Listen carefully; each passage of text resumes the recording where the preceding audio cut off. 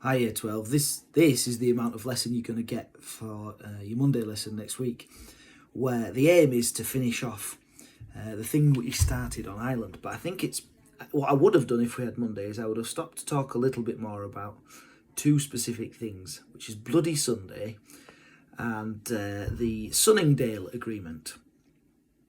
But we've got to start with Internment. So Internment was I've already said, I think, in lesson, it's where the British government agreed, Heath agreed that the Northern Ireland Stormont government could start just arresting potential paramilitaries and keep them without trial. And the idea is to sort of take out the troublemakers.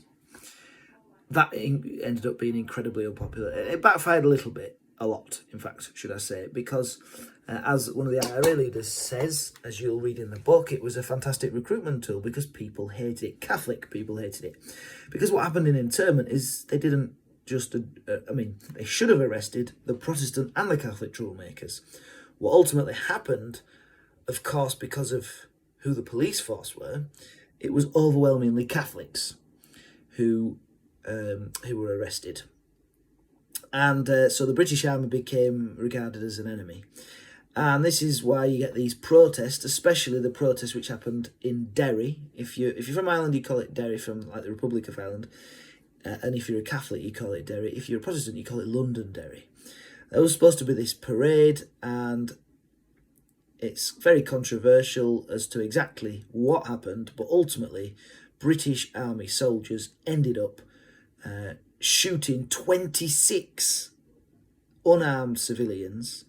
Many of them had the bullet wounds in their back, so they were clearly running away. And 13 of the 26 that were shot were killed. Obviously, many of the others were terribly wounded. It's called Bloody Sunday. It was a huge event.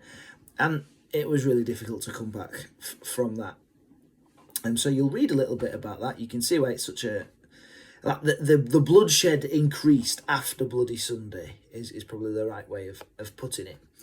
Heath was desperately trying to come to a solution. Now, if you got following me through the pages here, I'm looking at page 82. As I was saying in lessons, the problem is these two extremes.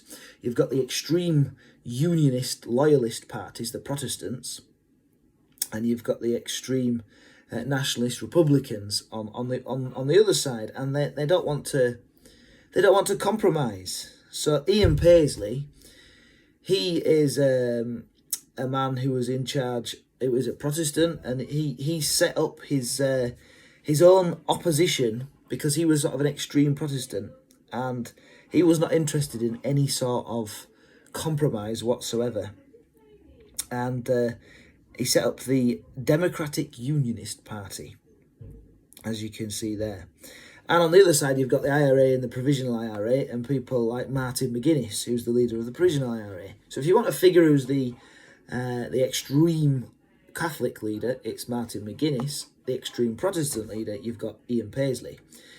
And he still tries to make some sort of agreement. He tries to get the Catholics, the Protestants, at the Republic of Ireland, the leader of the Republic of Ireland all together, and they meet at this hotel. The Sunningdale Agreement is what it's called. And you can see the details of it there if you're following through with the textbook. What you need to know from me is it's a compromise. And it would have been acceptable to Britain, to the Republic of Ireland, and to moderate, not extreme Protestants and Catholics. So of those parties, most of them would be happy with it. But not to the extreme Catholics and the extreme Protestants who are really digging their heels in. So the whole thing ends up not being passed and being a failure. And you can read the ins and outs of that for yourself. But the point is there, Heath tried to come up with a compromise. It was derailed by the extreme elements on either side.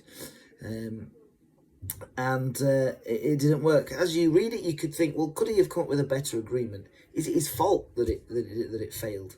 Could he have done anything differently? Because ultimately, that's what you've got to do. If there's anything else, obviously you can save and ask me when we come back. Or you're absolutely welcome to drop me an email with anything. And as well, if you happen to have Netflix, why not spend some of your time watching 71? But that's it from me. Thank you. Bye.